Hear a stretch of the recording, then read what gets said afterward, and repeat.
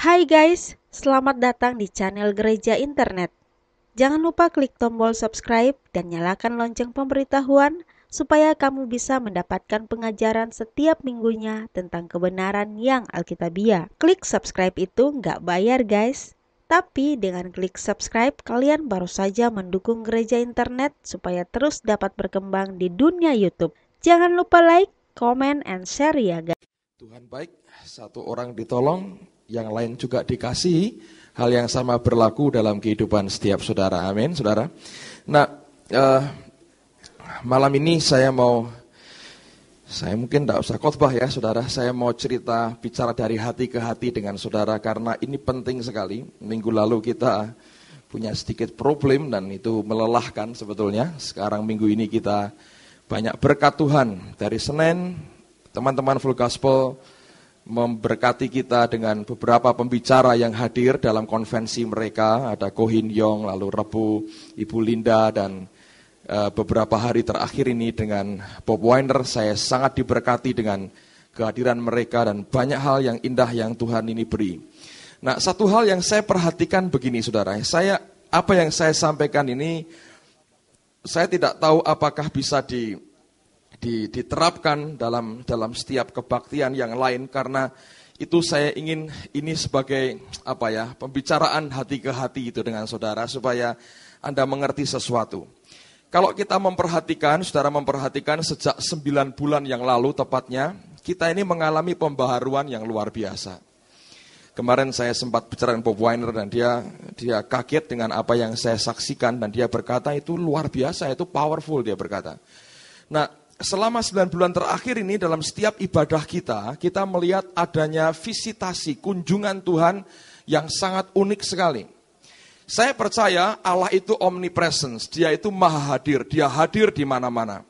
Tapi saya juga melihat bahwa seharusnya kalau Tuhan itu diberi tempat yang semestinya, maka dalam setiap pertemuan, doa, ibadah daripada setiap anak-anaknya, mesti ada kunjungan Allah yang sangat spesial. Pertama kali saya mengenal akan apa yang kita alami ini, saya pernah saksikan berkali-kali ketika saya di Toronto bulan Oktober yang lalu, September yang lalu. Saya hadir dalam crusade-nya Benny Hinn dan saya melihat Allah bekerja luar biasa. Orang ini tidak menumpangkan tangan, dia tidak tumpang tangan pada orang sakit dan puluhan orang, ratusan orang mengalami jamahan Tuhan.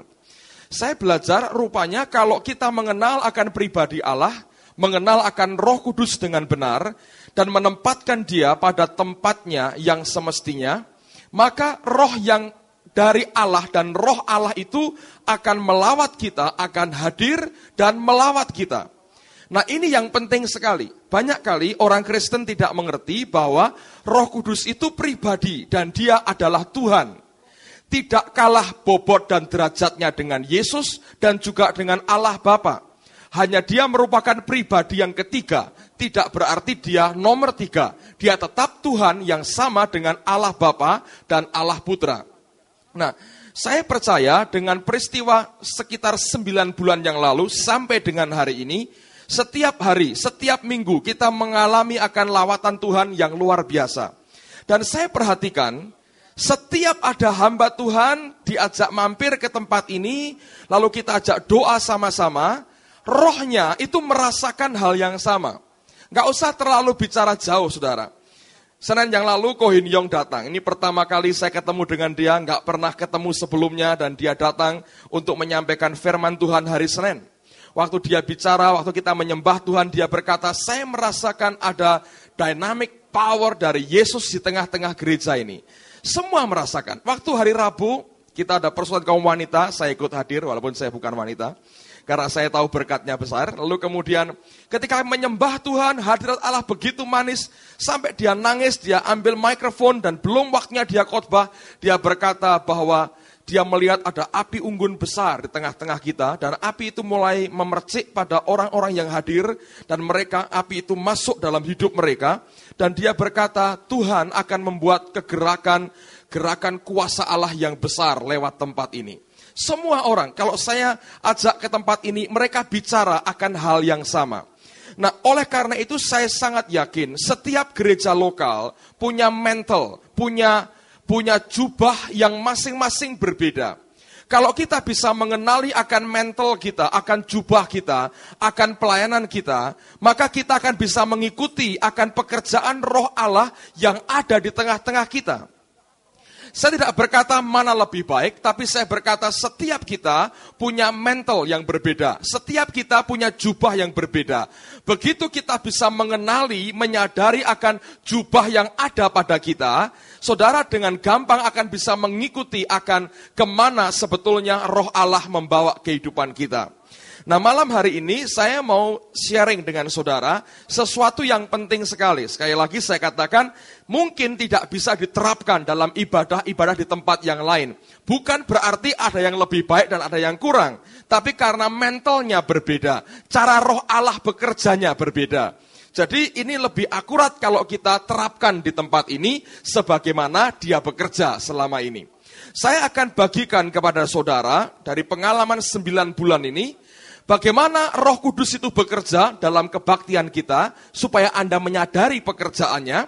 Lalu bagaimana kita bisa meraih setiap berkat yang dia beri ketika saatnya tiba, di mana dia mengunjungi kita, dia melawat kita. Nah, dengan ini saya harapkan makin banyak orang akan terima mujizat Tuhan. Ibu Budi tadi bersaksi bagaimana Allah tolong dia. Sebelumnya ada doa sama-sama di tempat ini, betul ya Ibu ya. Dan Anda masih ingat beberapa Kamis yang lalu, saya berkata, Anda cepat pulang, itu baru jam 10 malam sudah saya bubarkan. Anda pulang ke rumah masing-masing atau doa di sini, doa sampai breakthrough, sampai engkau mengalami penjebolan rohani, dan engkau tahu berkatnya luar biasa. Ketika dipraktekkan, beliau pulang dan berdoa, hari berikutnya, instant Allah tolong hidupnya.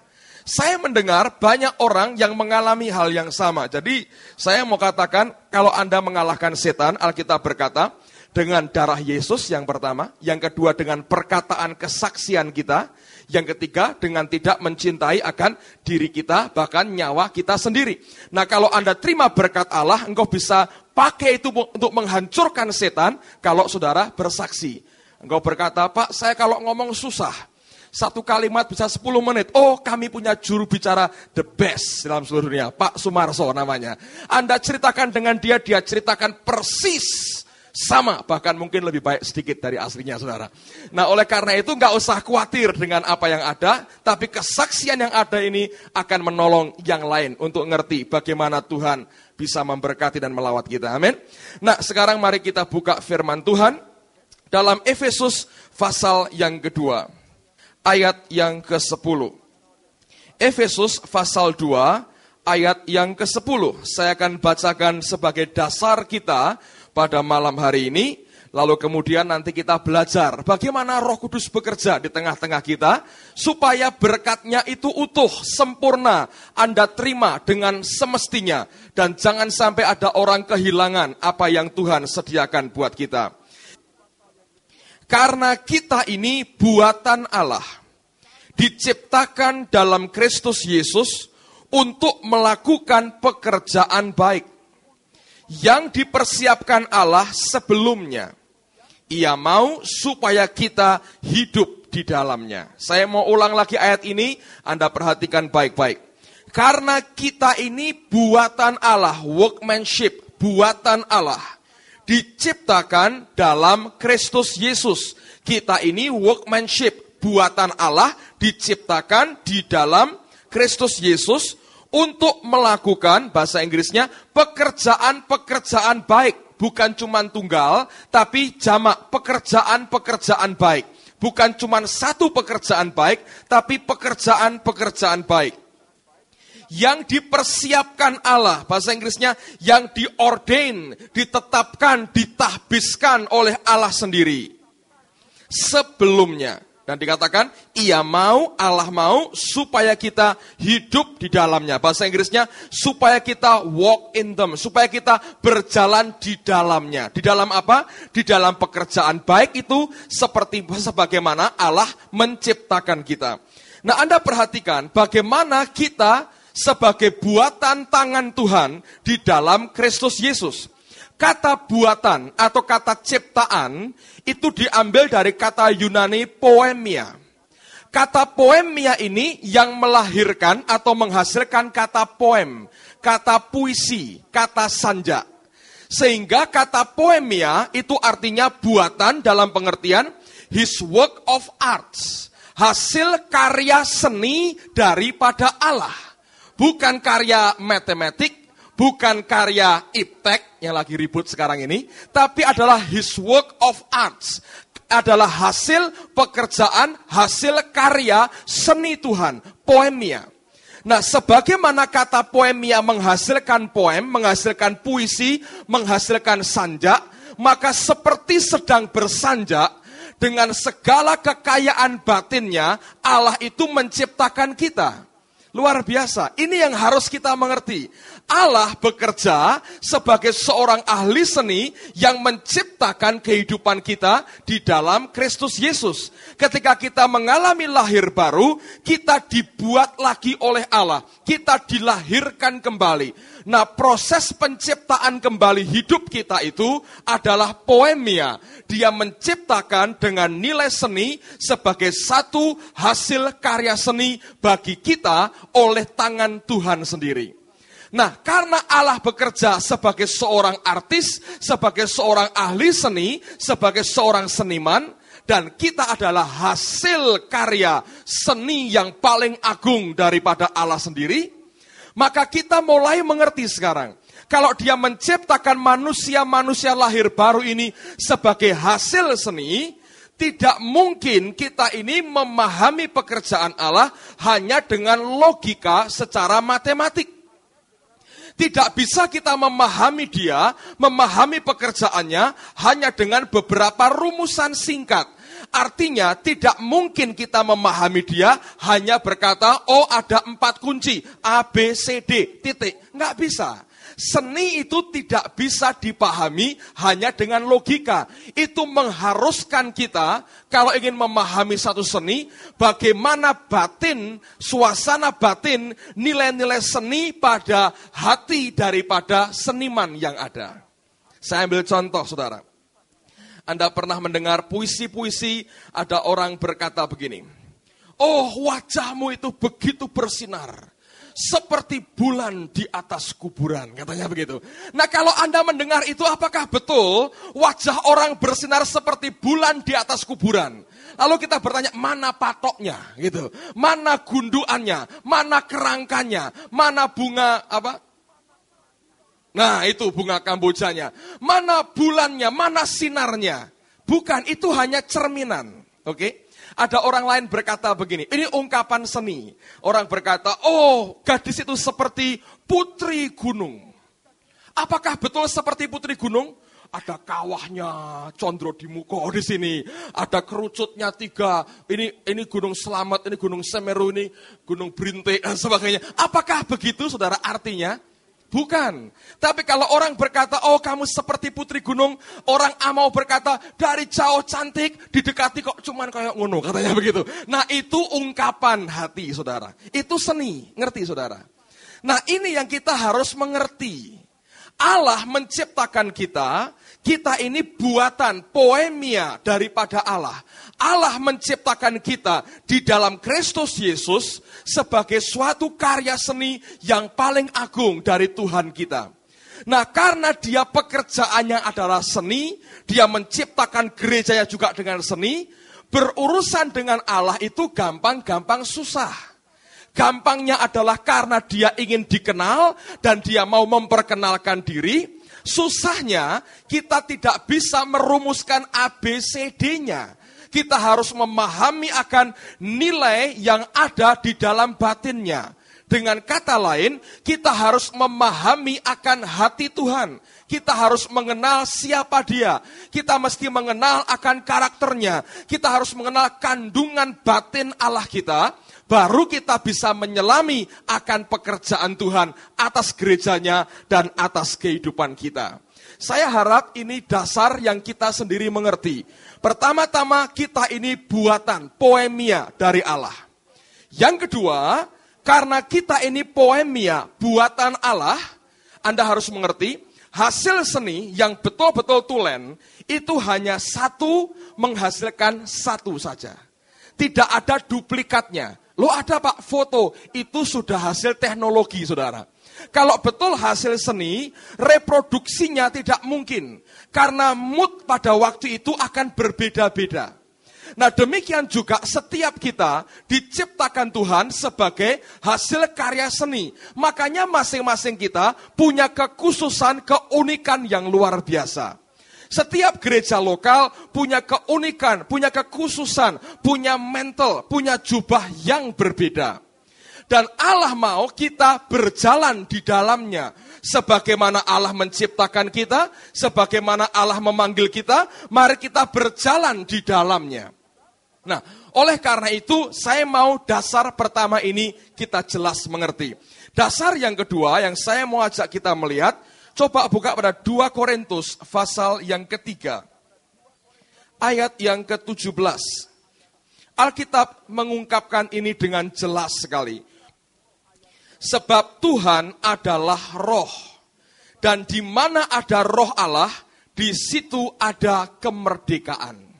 Kalau Anda belajar matematika, tidak ada kemerdekaan. Yang ada patokan, rumusnya. Tapi kalau Anda sudah bicara soal seni, ada kemerdekaan. Tidak berarti asal ngawur, saudara. Tapi ada kebebasan, liberty, ada kebebasan. Di mana roh Allah itu bekerja, di mana roh Allah diberi kesempatan, kebebasan bekerja, di situ akan ada kemerdekaan. Dengan bebas dia akan bekerja melanda kita, dan bagaimana caranya terserah dia. Nah ini yang gereja harus mengerti. Di mana ada roh Allah, di situ ada kemerdekaan, di situ ada kebebasan. Dia mau bekerja bebas seperti yang dia kehendaki. Nah sekarang saya akan mulai menyampaikan beberapa hal mendasar buat saudara. Sekali lagi mungkin tidak bisa diterapkan dalam setiap kelompok yang ada.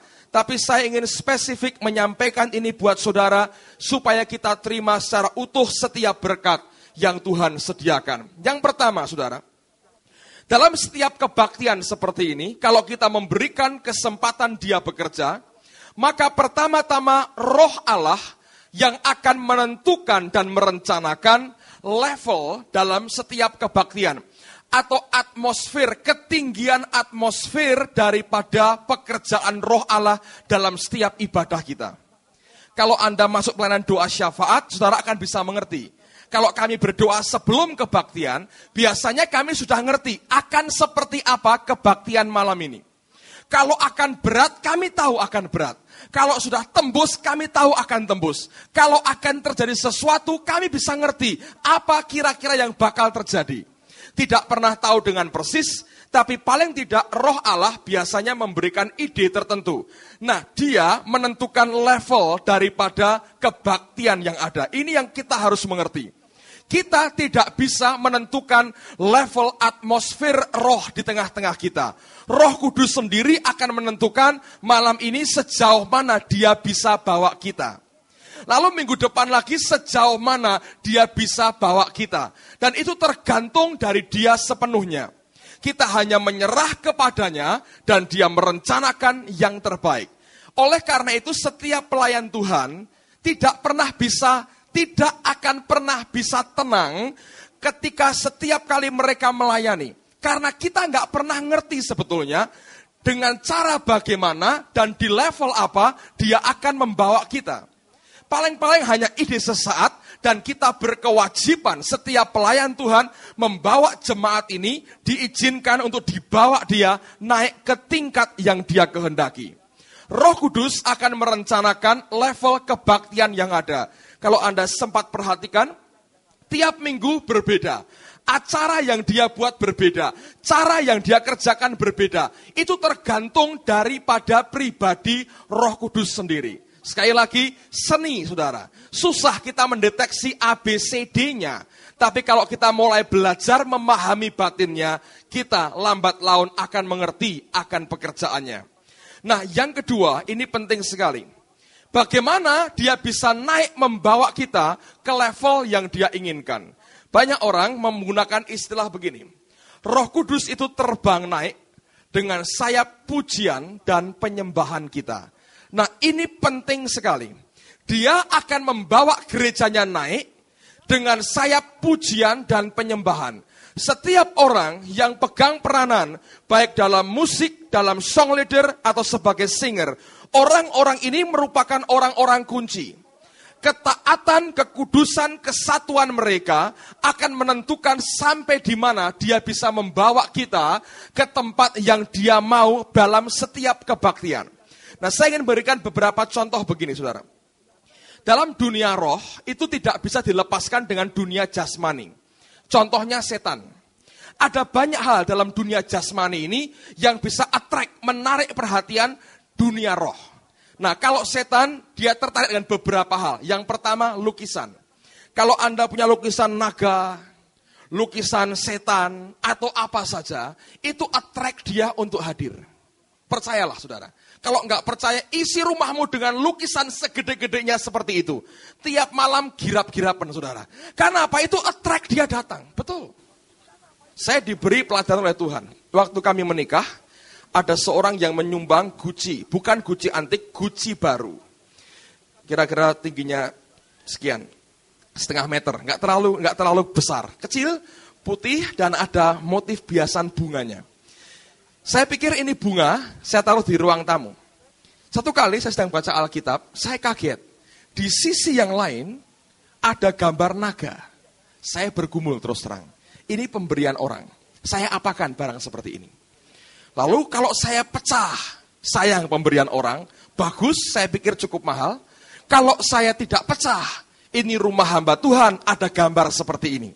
Saya pikir bukan gangguan, lalu kemudian saya buat cara begini, ambil jalan tengahnya. Lukisan naganya saya tutupkan, saya arahkan ke tembok. Ada sudut begini, saya taruh di sudut. Jadi nggak ada orang lihat kan? Lalu yang bunganya kelihatan dari luar. Saya pikir aman. Saya putar begitu, saya masuk ke dalam, tiba-tiba satu kali istri saya sedang keluar, tersandung, saudara. Nah, waktu jatuh ini aneh. Yang jatuh kena ke lantainya itu yang lukisan bunga. Tapi yang pecah yang mana? Yang lukisan naga, seperti di pisau, saudara. Hanya itu saja yang hilang. Yang lain semua utuh, hanya bagian itu. Roh Kudus berkata, ini gambar adalah simbolnya. Kalau engkau simpan barang ini, itu attract dia, narik dia untuk datang, dan mau tinggal di rumah tempat kamu berada. Itu satu contohnya. Yang kedua, tertarik juga dia dengan bau-bauan. Kemenyan misalnya. Ada bau-bauan yang attract dia. Saudara, nggak pernah ada orang Kristen yang ketika bau kemenyan malam Jumat, wah harum ya, nggak ada. Langsung beberapa orang bisa merinding semua, saudara. Kenapa? Itu attract dia, bau-bauan itu menarik dia. Tanya orang-orang yang sering ngobong-ngobong, itu menarik dia. Kenapa? Karena itu kan barang jasmani, tapi itu menarik dia. Yang ketiga, musik. Anda tahu orang-orang yang punya agama voodoo di Haiti, itu beatnya itu khusus, seperti beat musik rock, di balik beatnya. Nah, beat itu untuk ngundang setan, pukulan drum itu untuk ngundang setan. Lihat. Dengan musik itu attract dia untuk datang. Ada musik khusus untuk ngundang setan. Kok bisa? Memang bisa seperti itu. Nah, Roh Kudus tidak pernah tertarik dengan gambar. Anda boleh isi dengan Yesus semua, nggak pernah mengundang dia hadir. Yang kedua, Anda boleh pakai Christian Dior, Anda boleh pakai parfum apapun juga, bedak dari Menard sampai Viva Made in Indonesia, Anda boleh pakai semua, nggak pernah menarik Holy Spirit datang. Tapi yang membuat dia bisa tinggal dan menguasai kita, kalau keluar penyembahan kepada Allah. Dia melihat akan batin kita. Nah, saya akan beri contoh beberapa kaitan yang jelas antara pekerjaan Roh Allah dengan pujian dan musik kita. Yang pertama, buka 2 Raja-Raja pasal yang ketiga. 2 Raja-Raja pasal yang ketiga. Ayat yang ke-14 sampai dengan ayat yang ke-19. 2 Raja-Raja pasal 3 ayat 14 sampai dengan ayat yang ke-19. 2 Raja-Raja 3 ayat 14. Berkatalah Elisa, demi Tuhan semesta alam yang hidup, yang di hadapannya aku menjadi pelayan. Jika tidak karena Yosafat Raja Yehuda, maka sesungguhnya aku ini tidak akan memandang dan melihat kepadamu.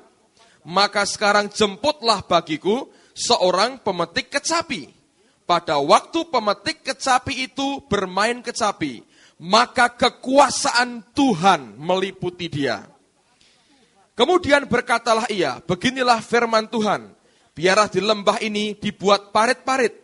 Sebab beginilah firman Tuhan, kamu tidak akan mendapat angin dan hujan, namun lembah ini akan penuh dengan air, sehingga kamu serta ternak sembelian dan hewan pengangkut dapat minum. Dan itu pun adalah perkara ringan di mata Tuhan. Juga orang Moab akan diserahkannya ke dalam tanganmu. Kamu akan memusnahkan segala kota yang berkubu dan segala kota pilihan. Kamu akan menumbangkan segala pohon yang baik. Kamu akan menutup segala mata air. Dan kamu akan merusakkan segala ladang yang baik dengan batu-batu. Saudara perhatikan, zaman dulu kalau orang punya predikat nabi, itu serius sekali saudara. Ketika dia bernubuat, itu taruhannya nyawanya sendiri. Kalau sampai nubuatnya meleset, hukumannya apa? Dirajam batu sampai mati. Hari ini banyak orang nubuat tapi dibuat-buat sebetulnya. Lalu, keliru, gitu aja, gampang. Ya lagi belajar, gampang sekali. Dulu tidak bisa. Ketika orang berbicara dan dia salah, hukumannya dirajam batu sampai mati. Nah ini Raja Yehuda, Raja Israel, dua raja datang ke Elisa. Tanya bagaimana petunjuk Allah, apa yang harus kami kerjakan, kami butuh akan air. Dia harus menyampaikan pesan Tuhan, bagaimana caranya? Dia harus dikuasai oleh roh Allah sendiri. Tapi sebelum itu, apa yang harus dia kerjakan?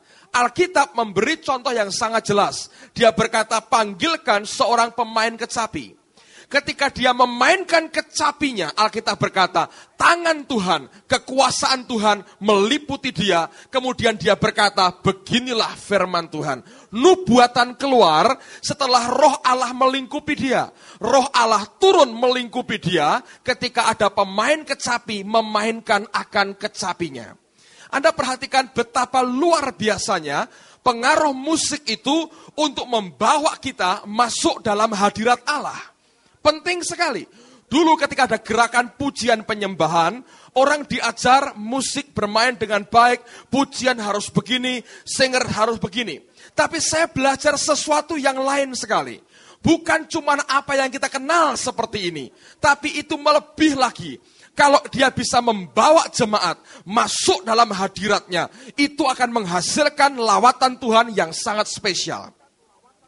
Sekarang banyak grup-grup yang bertahan dan cukup lama bertahan, tapi nggak pernah bisa membawa jemaat benar-benar masuk dalam hadiratnya.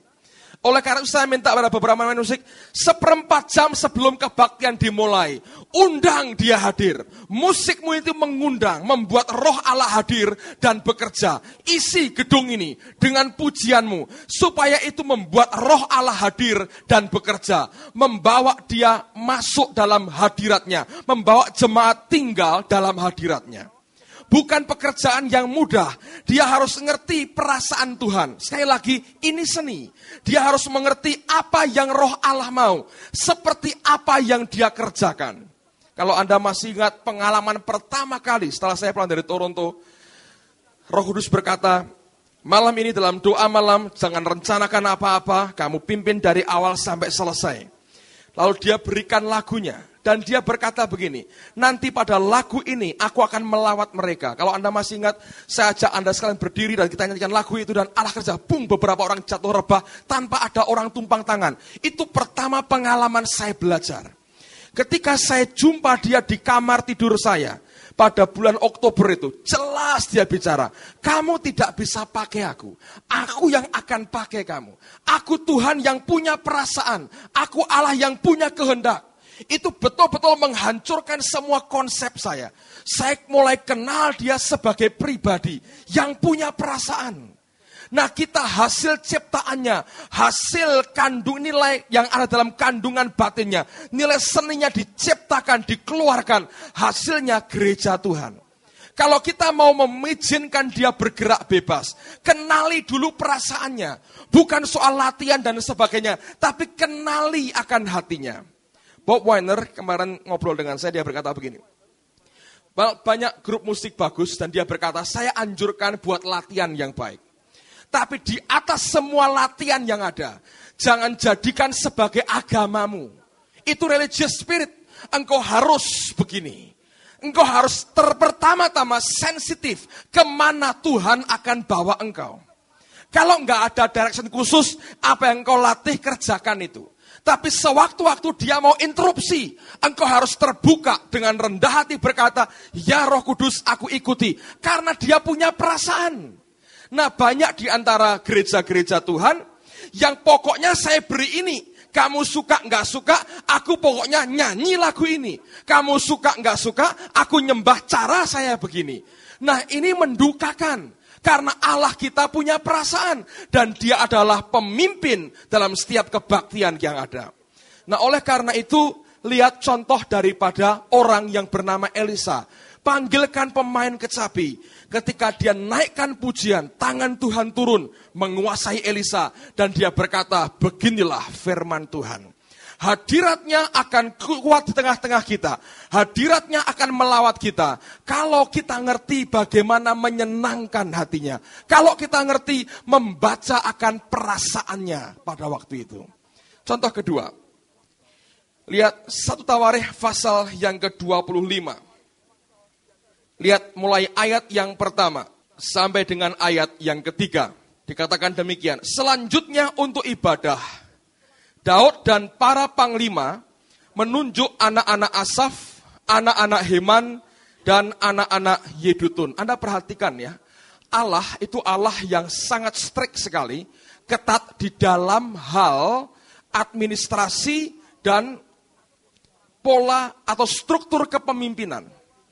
Anak-anak Asaf, Heman, Yedutun ditunjuk, dipilih oleh Daud dan para panglima. Mereka para pemimpin, menunjuk.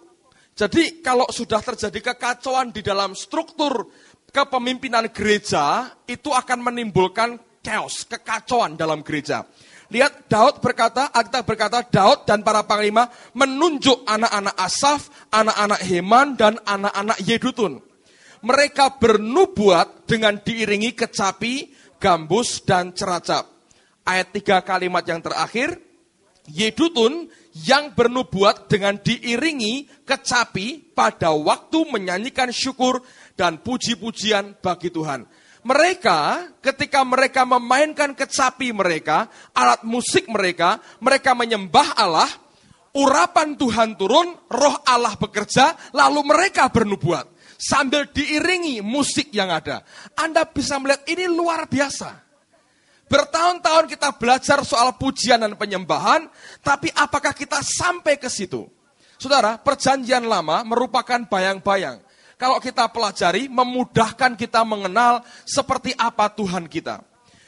Untuk membawa hadirat Tuhan turun di tengah-tengah kita, tidak bisa semau kita. Lihat akan perjalanan tabut Tuhan. Ketika orang Israel perang dengan orang Filistin di Ebenezer, mereka kalah. Lalu orang Yahudi ini berkata, ayo kita angkut tabut Tuhan dari Silo. Mereka gotong rame-rame, mereka bersorak-sorai sampai bumi gemetar. Dipikir mereka kita menang. Kenapa? Tabut Tuhan kita bawa. Nyatanya apa? Kalah.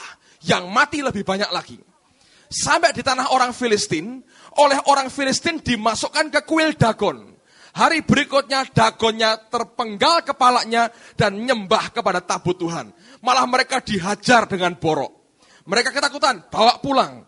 Masuk ke tanahnya Yosua di Israel. Orang-orang di sana iseng. Wah ini barang aneh, ayo kita lihat sama-sama. Mereka buka lihat isinya. Sambar Tuhan, mati begitu banyak. Lalu Daud berpikir, ayo kita bawa pulang ke Yerusalem. Tanpa ikuti perintah Tuhan. Dia buat kereta yang bagus, ditarik, diangkat dengan kereta. Ketika hampir tergelincir, ada orang bernama Usa, mau tolong kereta itu, disambar Tuhan, mati di sana. Daud berkata, Tuhan, aku mau bangunkan rumah buat engkau. Dia berkata, bukan kamu, tapi Salomo yang bangun. Lihat, gampang-gampang susah. Tidak bisa semau kita sendiri. Nah seringkali karena tidak mengerti, pekerjaan Allah itu merupakan seni, work of arts, pekerjaan seni, lalu kita anggap kalau kita ngerti A, B, C, D, tahu segala-galanya. Nggak bisa saudara. Engkau harus mengerti akan hatinya. Engkau harus kenal pribadinya. Baru kita akan belajar mengerti bagaimana dia bekerja. Nah, seorang pemimpin pujian harus mengerti apa yang dirasakan dan dikehendaki oleh Allah. Kadang-kadang saudara, Anda perhatikan ya, kalau kebaktian ini sambil belajar. Jangan asal tapi sambil belajar ngelihat bagaimana roh Allah itu kerja. Itu pekerjaan, itu pengamatan yang sangat menarik. Kadang-kadang ada lagu yang kita nyanyikan, naik. Wah, kita merasa diangkat betul, naik, terasa semua. Tahu-tahu dinyanyikan lebih dari 10 kali misalnya, ada karena saking senangnya nyanyi terus. Dalam kali kesekian, turun. Kalau nggak cepet tanggap, habis saudara. Atau kadang-kadang begini, lagu tertentu, ganti lagu, turun. Kalau orang ini nekat saudara, dia nekat dihantam terus, akan terus turun. Nah, oleh karena itu ini susah sekali. Harus cepat berdoa, Tuhan apa yang kau mau? Keliru, langsung harus ngerti, keliru. Mesti buat apa? Kadang-kadang gak bisa, pujian bahasa roh, gak bisa. Dia minta praise, beri praise saudara. Ini susahnya. Jadi doakan nih teman-teman yang di depan ini. Jangan hanya expect hal yang besar dari mereka, tanpa kita mendoakan mereka. Kalau mereka miss, mereka salah, bubar semua saudara. Dan itu susah sekali. Saya harap kita mengerti ini. Ini bukan liturgi yang harus ini. Itu roh agamawi, saudara. Di mana ada roh Allah, di situ ada kebebasan. Betul, konkret, beri dia kebebasan kerja di tengah-tengah kita. Nah, hal seperti ini yang tidak banyak orang kenal. Roh Allah merencanakan sampai di level mana dia akan bawa dalam setiap kebaktian. Pujian penyembahan yang ada akan membawa kita pada puncak di situ. Nah, yang perlu diperhatikan adalah ada titik tertentu di mana Allah itu betul-betul mengunjungi kita, melawat kita, dan mencurahkan berkatnya. Saya mau Anda mengerti, ketika dia bawa kita, dia dibawa kita naik. Ada level tertentu merupakan puncak dari hari itu. Disitulah tempatnya Roh Allah itu melawat kita dan mengunjungi kita. Saudara sekalian, nah sekarang saya mau tunjukkan buat saudara, ada momentum waktu tertentu. Allah bukan kerja sembarangan, tapi ada momentumnya. Kapan saatnya itu ada? Buka Yohanes pasal yang kedua. Ayat yang pertama sampai dengan ayat yang keempat. Pada hari ketiga, ada perkawinan di Kana yang di Galilea. Dan ibu Yesus ada di situ. Yesus dan murid-muridnya diundang juga ke perkawinan itu. Ketika mereka kekurangan anggur, ibu Yesus berkata kepadanya, mereka kehabisan anggur. Perhatikan ini. Kata Yesus kepadanya, mau apakah engkau daripadaku ibu? Saatku belum tiba. Dia bekerja dengan waktu yang dia mau. Allah berdaulat atas waktu kapan dia akan melawat kita. Berikutnya, Lukas pasal yang ke-19. Ayat yang ke-41 mulai. Dan ketika Yesus telah dekat dan melihat kota itu, ia menangisinya katanya, wahai betapa baiknya jika pada hari ini juga engkau mengerti apa yang perlu untuk damai sejahteramu. Tetapi sekarang ini hal itu tersembunyi bagi matamu.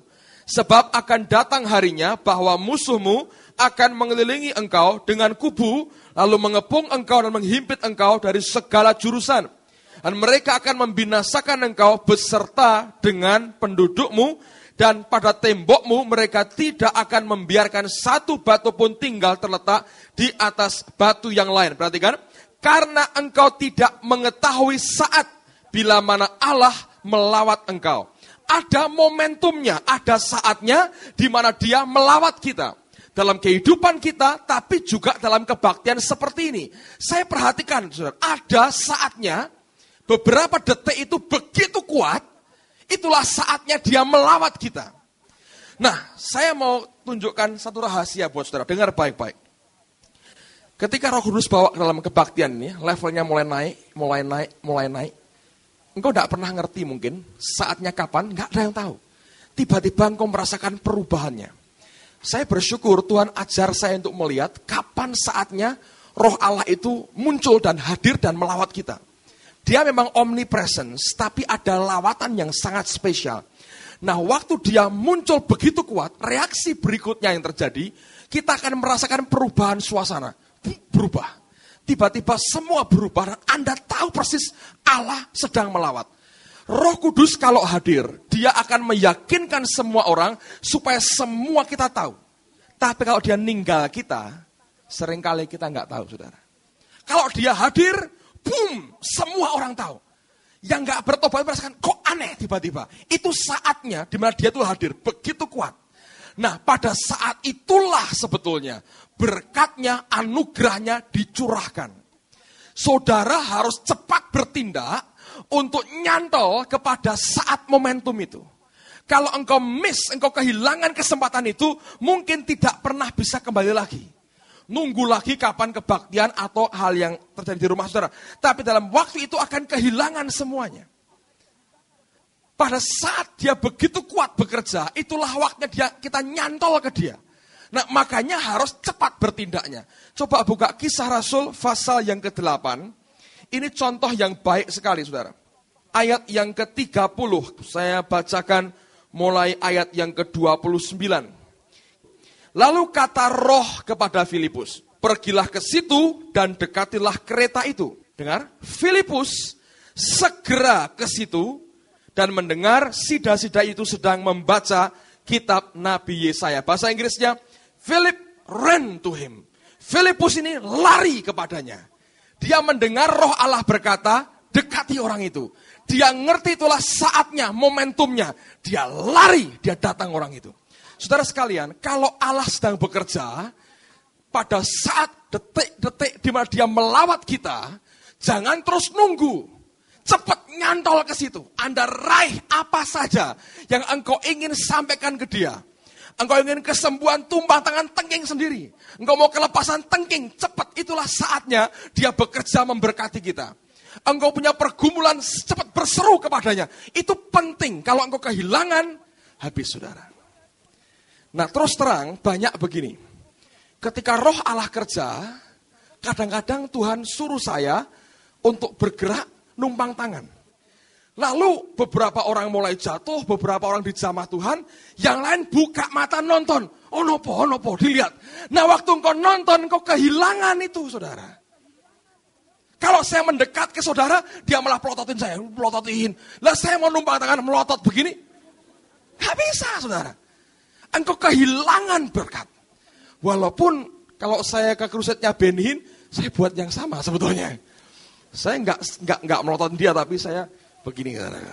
Semua tutup mata, saya begini. Saya mau lihat seperti apa dia gerak. Saya belajar soalnya, saudara.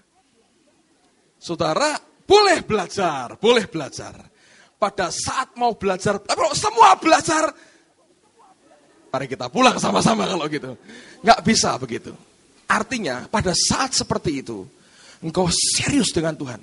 Dari awal harus serius tentu.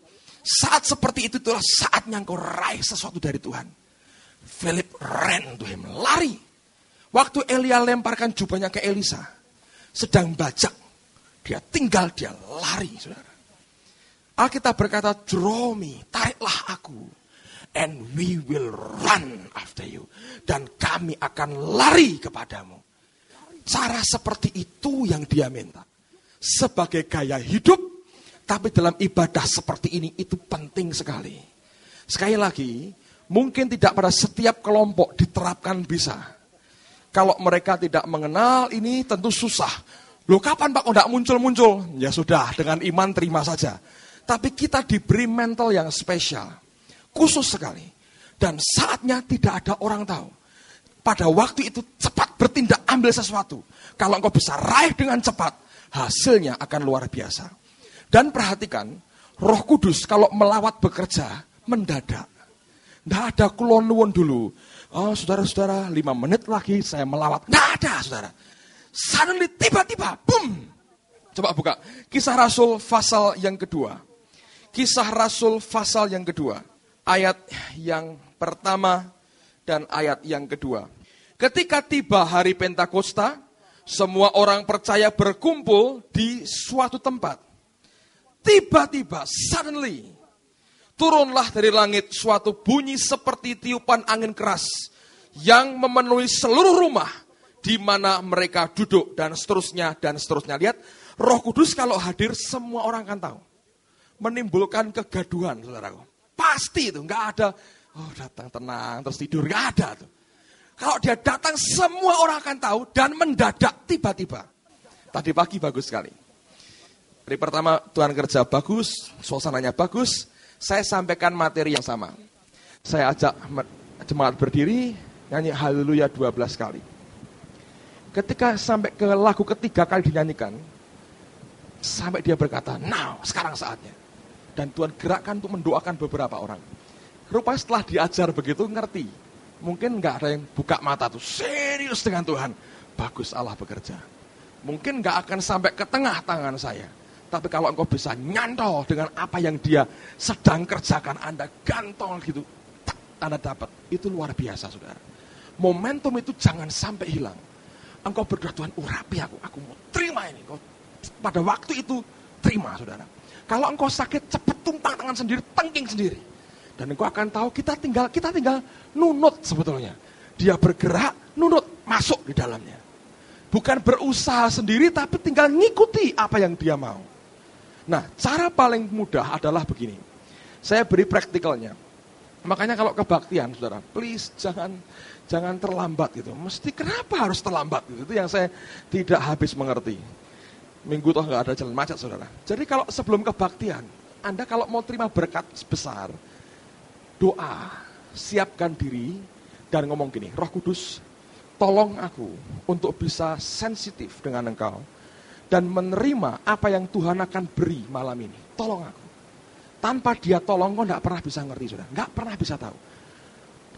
Datang tepat pada waktunya, ikut doa, jangan ngomong. Kalau nggak perlu sekali, jangan ngobrol. Diam sembahyang. Karena sejam sebelumnya banyak orang berdoa di sini.